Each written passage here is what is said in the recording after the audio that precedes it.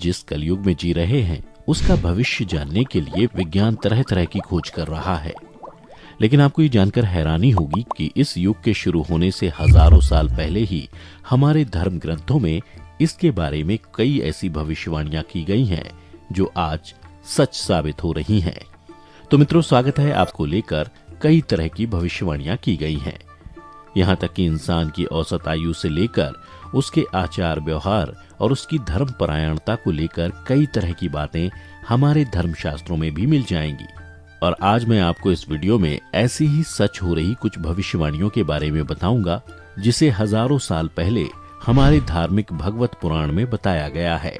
मित्रों, आज इस युग में जो हम देख रहे हैं कि धर्म का लोप हो रहा है, लोग दिखावे की चीजों में लीन हैं, धर्मशास्त्र की कही गई बातों पर सवाल उठा रहे हैं, यहाँ तक कि विज्ञान की तरह हर चीज को साबित करने की होड़ मची है। इसके अलावा लिव इन रिलेशनशिप जैसे नए ख्याल और खुद को ज्यादा ज्ञानी बताने वाले पाखंडी बाबाओं का दौर चल रहा है। इन सभी चीजों के बारे में पहले ही हिंदू धर्म ग्रंथों में लिखा जा चुका है। अगर ये कहें कि हिंदू धर्म ग्रंथों में जो लिखा जा चुका है वही चीजें आज घटित हो रही हैं, तो शायद अतिशयोक्ति नहीं होगी। जिस तरह से आजकल के लोगों का आचार व्यवहार और एक दूसरे के प्रति नजरिया हो गया है, उन बातों का उल्लेख हमें धर्म ग्रंथों में मिलता है। तो सबसे पहले बात करते हैं 18 पुराणों में से एक श्रीमद् भगवत पुराण की, जिसमें लिखा है कि कलयुग में न्याय केवल शक्ति यानी ताकत के आधार पर लागू होगा।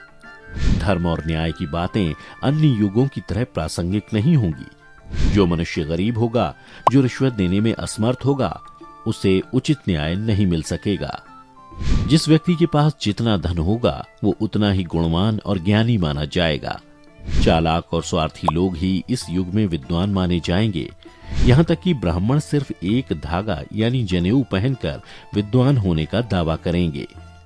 इसके अलावा आज जिसे हम और आप लिव इन रिलेशनशिप कहते हैं, उस बात की भविष्यवाणी पहले ही पुराणों में कर दी गई थी।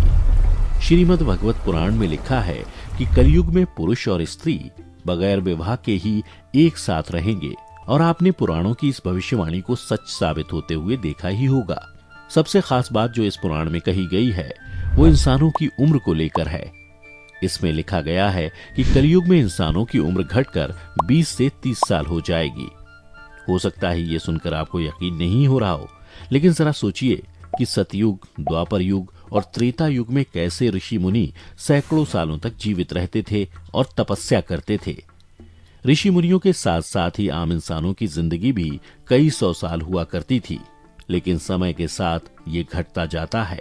आपको याद हो तो 20वीं सदी में ही कई ऐसे लोग होंगे जिनकी उम्र 100 साल तक रही होगी, लेकिन अब ऐसे काफी कम लोग देखने को मिलते हैं। आजकल औसत उम्र 50-60 वर्ष ही मानी जाती है। अभी कलयुग के 5000 साल ही बीते हैं। ऐसे में 3,96,000 साल वाले कलयुग के मध्य आते आते ये बातें भी सच होने लगेंगी।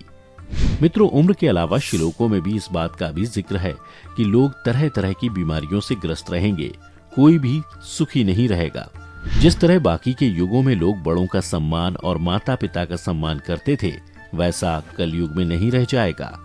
इस युग में लोग माता पिता की निंदा करेंगे, यहाँ तक कि नदी, तालाबों और पत्थरों की लोग पूजा करेंगे, लेकिन माँ बाप का सम्मान नहीं करेंगे। लोगों का लक्ष्य समाज का कल्याण नहीं, बल्कि सिर्फ अपना पेट भरना होगा। शारीरिक सुंदरता ही सबसे बड़ी बात होगी। लोग अंतःकरण की बजाय शारीरिक शुद्धि को ही तवज्जो देंगे। लोगों के प्रकृति से विमुख होने का परिणाम ये होगा कि कभी सूखा तो कभी अतिवृष्टि यानी अत्यधिक बारिश की समस्या होगी। धरती के किसी हिस्से में लोग बाढ़ से तबाह होंगे तो दूसरे हिस्से में सूखे के भीषण प्रकोप का सामना करना पड़ेगा। यही नहीं, बाढ़ और सूखा कलयुग में विनाश का कारण बनेंगे। और हाल ही के दिनों में जब अत्यधिक बारिश होती है तो कई राज्यों में, यहाँ तक कि दुनिया के कई हिस्सों में बाढ़ से तबाही मच जाती है। उधर सूखे का तो आपको पता ही होगा कि उत्पादन न होने की वजह से किसान खुदकुशी तक कर लेते हैं। कुल मिलाकर हमारे शास्त्रों में कहा गया है कि पृथ्वी पर धर्म का लोप हो जाएगा। लोग धर्म को दिल से मानने के बजाय दिखावे का नाटक करेंगे।